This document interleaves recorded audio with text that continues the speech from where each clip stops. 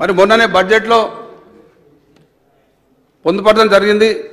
ముఖ్యమంత్రి గారి ఆలోచన ప్రకారం కేసీఆర్ గారి కిట్ పేరుతో ఒక కిట్ ఇస్తా ఉన్నాం. మరి పుట్టిన పిల్లలకి తల్లి కలిపి 16 రోజులతో ఒక కిట్ ఏర్పాటు చేసి వారికి అందించడం జరుగుతుంది అధ్యక్ష. అట్లాగే మరి ప్రతి డెలివరీకి ఆ బీద మహిళకు ఎంకరేజ్మెంట్గా మరి 12,000 రూపాయలు ఈ ప్రసూతి సందర్భంగా మరి ముందుగా 4,000 రూపాయలు, డెలివరీ సమయంలో 4,000 రూపాయలు, మరి డెలివరీ తర్వాత మీ 4,000 రూపాయలు, దాంట్లో మళ్ళీ ఆడపిల్ల పుడితే ₹1 అదనంగా 13,000 రూపాయలు ఇవ్వడం జరుగుతుంది అధ్యక్ష. అట్లాగే రాష్ట్రం మొత్తం ఈ మెడిసిన్స్ సంబంధించి ఇంతమంది కొందరు పెద్దలు మాట్లాడుతూ మెడిసిన్స్ లేవని మాట్లాడడం జరిగింది. సరైనది కాదు అధ్యక్ష. డ్రగ్ బడ్జెట్ స్టార్టింగ్లో మన రాష్ట్రం ఏర్పడేటప్పుడు 114 కోట్లు ఉంటే దాన్ని లాస్ట్ ఇయర్ 225 కోట్లు చేసి మళ్ళీ ఇయర్ బడ్జెట్లో 300 కోట్లకు పెంచడం జరిగింది అధ్యక్ష. సఫిషియెంట్గా అవసరమైన డ్రగ్స్ అన్ని కూడా అందించడానికి, అందుబాటులో తేవడానికి మరి బడ్జెట్లో కేటాయించడం జరిగింది. అట్లాగే లైఫ్ సేవింగ్ డ్రగ్స్ను ఈ అవయవ మార్పిడి జరిగిన తర్వాత, ట్రాన్స్ప్లాంట్ సర్జరీస్ అయిన తర్వాత, కిడ్నీ ట్రాన్స్ప్లాంట్ కావచ్చు, లివర్ ట్రాన్స్ప్లాంట్ సర్జరీ కావచ్చు, మరి హార్ట్ వీటికి వాళ్ళ తర్వాత కాస్ట్లీ మెడిసిన్స్ అవసరం ఉంటాయి. మరి ఆ బీద పేషెంట్స్కు అవి కొనలేని పరిస్థితి ఉంటారు కాబట్టి వారికి ఈ యొక్క లైఫ్ సేవింగ్ డ్రగ్స్ కూడా అందుబాటులోకి తెస్తాను అధ్యక్ష.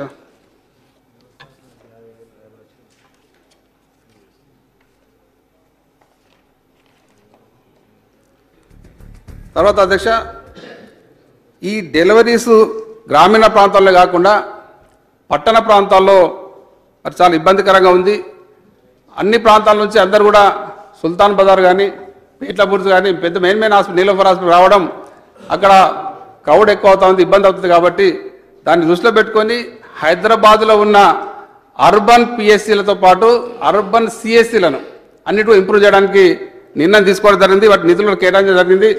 మరి ఈ మధ్యనే కిషన్ రెడ్డి గారితో కలిసి వాళ్ళ అంబర్పేటలోని హాస్పిటల్ విజిట్ చేయడం జరిగింది. మరి హాస్పిటల్ పరిస్థితి కిషన్ రెడ్డి గారు తెలిసి ఎట్లా ఎంత భయంకరంగా ఉందో, మరి దానికి కూడా నిధులు కేటాయించడం జరిగింది. మరి ఎక్కడికక్కడ ఈ అర్బన్ సిఎస్సీలను ఇంప్రూవ్ చేస్తే అక్కడే డెలివరీ చేయడానికి అవకాశం ఉంటుంది, అక్కడే డెలివరీస్ అవుతాయి. కాబట్టి మరి మెయిన్ హాస్పిటల్ రోడ్ కూడా తగ్గుతుంది అధ్యక్ష. ఈ రకంగా మరి అన్ని రకాలుగా పిఎస్సీలు కావచ్చు, అర్బన్ పిఎస్సీలు కావచ్చు, ఏరియా హాస్పిటల్స్, డిస్ట్రిక్ట్ హాస్పిటల్, అన్నింటి టీచింగ్ హాస్పిటల్ వరకు కూడా పూర్తి స్థాయిలో ఇంప్రూవ్మెంట్ చేయడం జరిగింది అధ్యక్ష. అట్లాగే నిమ్స్ హాస్పిటల్ అధ్యక్ష, హైదరాబాద్లో ప్రసిద్ధిగాంచిన నిమ్స్ హాస్పిటల్ మరి గతంలో ఇంతకుముందు మా గౌరవ సభ్యులు రాజేంద్ర గారు చెప్పినట్టుగా ఎమర్జెన్సీ బెడ్ కేవలం 40 ఉన్నాయి అధ్యక్ష. మనం ప్రభుత్వం వచ్చిన తర్వాత ఆలోచన చేసి వాటిని 100కు పెంచడం జరిగింది. అట్లాగే 1000 పడకలు ఉన్న ఆ నిమ్స్ హాస్పిటల్ను 1500 పడకలు పెంచి 1500కు తీసుకురావడం అధ్యక్ష. వెంటిలేటర్స్ దాంట్లో ఇంతకుముందు 80 ఉంటే ఇప్పుడు 140 వెంటిలేటర్స్ వేయడం జరిగింది. అట్లాగే లెవెల్ 1 ట్రామా సెంటర్ కూడా అక్కడ ఏర్పాటు చేయడం జరిగింది అధ్యక్ష. ఇక ఫర్దర్గా ఇంకా నిమ్స్ హాస్పిటల్ ఇంప్రూవ్ చేయడానికి 2 టవర్స్ ఏర్పాటు చేస్తున్నాం. దానికి బ్యాంకు ప్రాసెస్ జరుగుతూ ఉంది, లోనింగ్ ప్రాసెస్ కూడా నడుస్తూ ఉంది. ఒకటి ఓపీ టవర్, తర్వాత కిడ్నీ టవర్ 2 కూడా ఏర్పాటు చేస్తున్నాం అధ్యక్ష. అట్లాగే బీబీ నగర్లో చాలా రోజులుగా పెండింగ్లో ఉన్న ఆ బిల్డింగ్ను ఆపరేషన్ తీసుకొచ్చి మరి అక్కడ ఓపీ స్టార్ట్ చేసినాం. తొందరలో ఐపీ కూడా స్టార్ట్ చేస్తాం. ఈ ఓపీ స్టార్ట్ చేసిన కొద్ది రోజుల్లోనే 20,000 మంది అక్కడ ఫెసిలిటీ ఉపయోగించుకోవడం జరిగింది. అట్లాగే 40,000 మంది టెస్టులు కూడా చేసుకోవడం జరిగింది అధ్యక్ష.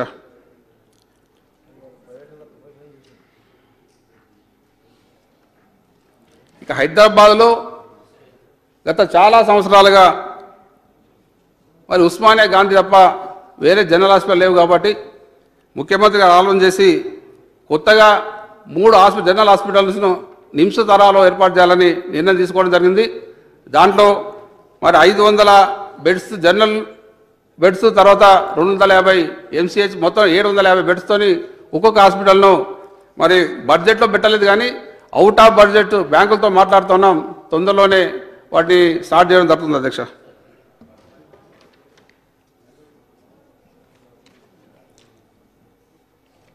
అట్లాగే డయాలసిస్ సెంటర్స్, మరి డయాలసిస్ సెంటర్ గతంలో కేవలం 7 మాత్రం ఉన్నాయి. వాటిని ఇంకా 33 ఎక్స్ట్రా పెట్టి మొత్తం 40కి 40కి పెంచి అది టెండర్ ప్రాసెస్లో ఉంది. తొందరలో అది స్టార్ట్ అయ్యి అది కూడా ప్రజల సేవలు అందిస్తుంది అధ్యక్ష.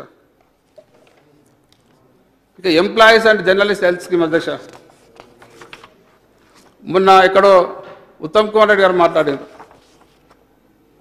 ఒక్క అంటే ఎంప్లాయీస్ కూడా హెల్త్ కార్డు పనిచేయట్లేదని. ఇది సరైనది కాదు అధ్యక్ష. ఈ నాన్ ఎన్ఏబిహెచ్ హాస్పిటల్స్లో అంటే మన ప్రభుత్వం వచ్చిన తర్వాత 1,06,000 మందికి ఈ నాన్ కార్పొరేట్ హాస్పిటల్ కాకుండా మిగతా హాస్పిటల్లో ట్రీట్మెంట్ చేయడం జరిగింది. ఈ 18 మార్చి నాడు అయితే కార్పొరేట్ హాస్పిటల్తో అగ్రిమెంట్ చేసుకోవడం జరిగిందో ఆ రోజు నుంచి 3 నెలల్లో 4,200 మంది ఎంప్లాయీస్కు, రిటైర్డ్ ఎంప్లాయీస్కు, జర్నలిస్ట్కు ట్రీట్మెంట్ చేయడం అధ్యక్ష. దీంట్లో 2,000 మందికి సర్జరీ చేయడం జరిగింది. దాదాపు 28 కోట్ల వర్త్ అధ్యక్ష.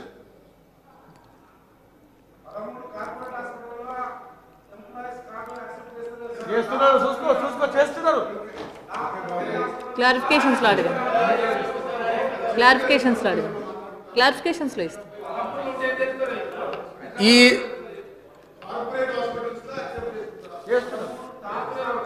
అధ్యక్ష ఈ ఏదైతే ఎన్ఏబిహెచ్ హాస్పిటల్ అంటే కార్పొరేట్ హాస్పిటల్లో ప్రభుత్వం ఒప్పందం చేసుకున్న తర్వాత ఈ మార్చి 18 నుండి అన్ని హాస్పిటల్లో పూర్తి స్థాయిలో హెల్త్ కార్డు పనిచేస్తున్నాయి అధ్యక్ష. ఇప్పుడు మీరు పోయిన హాస్పిటల్, ఏ హాస్పిటల్ పోయినా ఎంప్లాయీస్ ఉన్నారు, రిటైర్డ్ ఎంప్లాయీస్ ఉంటారు, జర్నలిస్టులు ఉంటారు. ఇప్పటికే 4,200 మందికి ట్రీట్మెంట్ జరిగింది అధ్యక్ష. రికార్డ్ ఇది. దాంట్లో 2,000 మందికి సర్జరీ చేసినాం. అన్ని హాస్పిటల్ ఎక్కడైనా ఎంక్వైరీ చేసుకోవచ్చు. మరి దీన్ని ఇంత ఫ్యాక్ట్స్ కూడా మీరు జరగట్లేదని మాట్లాడడం దురదృష్టకరం అధ్యక్ష. అట్లాగే ఈ పార్థివ వాహనాలను స్టార్ట్ చేయడం జరిగింది. హెర్సే వెహికల్ అనేది మరి ముఖ్యమంత్రి గారు మానవీయ కోణంలో మరి బీద ప్రజలు వాళ్ళు దురదృష్టవశాత్తు హాస్పిటల్కి వచ్చి మరి చనిపోయిన పరిస్థితుల్లో ఆ డెడ్ బాడీని వాళ్ళ గ్రామానికి తీసుకుపోవడం చాలా ఇబ్బందికర పరిస్థితి ఉండేది అధ్యక్ష. మరి ఇక్కడ నుంచి ఆదిలాబాదో, వరంగల్లో, మహబూబ్నగర్, గద్వాల పోవాలంటే 10,000 నుంచి 20,000 వరకు వాళ్ళు వసూలు చేసేవాళ్ళు. మరి దాన్ని వాళ్ళ దగ్గర రూపాయి కూడా లేని పరిస్థితుల్లో చాలా ఇబ్బందులు పడే పరిస్థితి ఉండేది. అటువంటిది మరి 50 వెహికల్స్ అరేంజ్ చేసి యావరేజ్గా రోజు 40 మంది పేషెంట్లను అంటే నెలకు 1,000 వరకు ఇప్పటికీ 4,500 బాడీస్ను ఈ 3 నెలల్లో షిఫ్ట్ చేయడం జరిగింది అధ్యక్ష. మరి ఇంత బ్రహ్మాండంగా ఈ కార్యక్రమాలు జరుగుతూ ఉంటే మరి ప్రతిపక్ష పార్టీలు కావచ్చు, మిగతా వాళ్ళు కావచ్చు, మరి జరగట్లేదని చెప్పడం అనేది దురదృష్టకరం. ఇప్పటికీ ప్రభుత్వం చేస్తున్న ఈ చర్యల వల్ల చాలా ఇంప్రూవ్మెంట్స్ వచ్చినాయి. ఇంకా అంటే మీద మేము మొత్తం చేసినామని చెప్పట్లేదు, ఇంకా చాలా చేసేది ఉంది అధ్యక్ష. ఇప్పటికి కొంత చేయగలిగినాం. అంటే ఇన్ని రోజులున్న పరిస్థితులను అధిగమించి ఒక స్థాయికి తీసుకొచ్చి కొద్ది ఇంప్రూవ్మెంట్ చేస్తూ ఇప్పుడు ఒక స్థాయికి తీసుకురాగలిగినాం. ఖచ్చితంగా మీకు మాటిస్తున్న అధ్యక్ష, ఈ వచ్చే 2 సంవత్సరాల్లో పూర్తి స్థాయిలో అందరూ బీద ప్రజలకు ఉచితంగా మరి గవర్నమెంట్ హాస్పిటల్ మంచి వైద్యం అందించడానికి అన్ని రకాల చర్యలు చేపడతాం. తప్పకుండా దాన్ని ఆచరిస్తాం, చేసి చూపిస్తామని మనం చేస్తున్నాం అధ్యక్ష. Minister for excise and sports minister.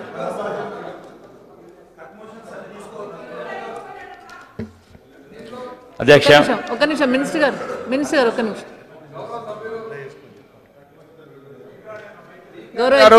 వాళ్ళ గద్వాల హాస్పిటల్ గురించి అడగడం జరిగింది. గద్వాల హాస్పిటల్లో మరి 1.4 కోట్లతో రిపేర్స్ ఐసీయూ పనులు జరుగుతూ ఉన్నాయి అధ్యక్ష. అట్లాగే 70 లక్షలతో ఎక్విప్మెంట్స్ ఇస్తూ ఉన్నాం. అది డిస్ట్రిక్ట్ హెడ్ క్వార్టర్ కాబట్టి తప్పకుండా అప్గ్రేడేషన్ కూడా చేస్తాం అధ్యక్ష. అట్లాగే మోజం ఖాన్ గారు కానీ మిగతా లక్ష్మణ్ గారు ఇంచుమించు సేమ్ అడిగారు. నేను చెప్పిన దాంట్లో ఆ విషయాలన్నీ ఉన్నాయి. కిషోర్ గారు 100 పడకల ఆసుపత్రి తుంగతుర్తిలో అడగ జరిగింది. అది పరిశీలన దశ తప్పకుండా చేయడం జరుగుతూ ఉంది. కృష్ణ గారు మరి మంచి సలహాలు, సూచనలు ఇవ్వడం జరిగింది. ట్రీట్మెంట్తో పాటు ట్రీట్మెంట్ కంటే కూడా ప్రివెంటివ్ మెజర్ తీసుకుంటే చాలా బాగుంటుందని చెప్పడం జరిగింది. అది వాస్తవం అధ్యక్ష.